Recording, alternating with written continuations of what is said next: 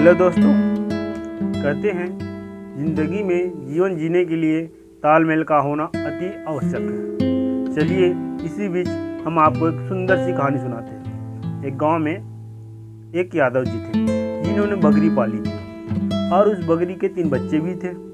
एक दिन बकरी और उनके तीनों बच्चे घास खाते खाते एक घनघोर जंगल में चले जाते हैं जहाँ बहुत सारे जंगली जानवर रहा करते थे।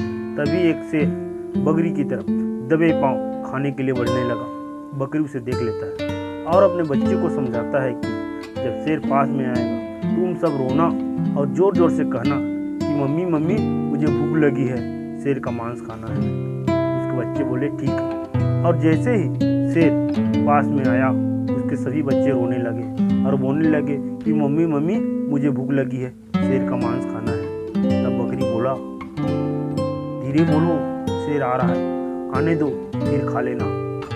यह सारी बात शेर सुन लेता है और सोचता है कि ये कौन है जो मुझे खाना चाहता है, भागो यहाँ से भागो। और तेजी से भागने लगा।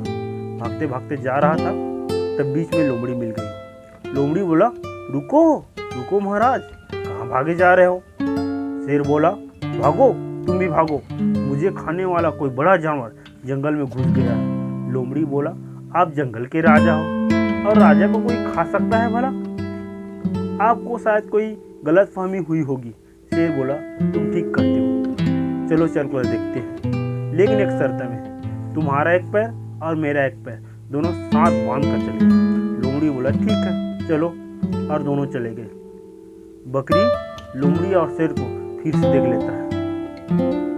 तब बकरी अपने बच्चे को पुरानी बातें फिर से दोहराने के लिए बोलते हैं और जैसे ही शेर और लोमड़ी नजदीक आने वाले होते हैं बकरी के बच्चे जोर जोर से रोने लगते हैं और बोलते हैं कि मम्मी मम्मी मुझे भूख लगी है, शेर का मांस खाना है।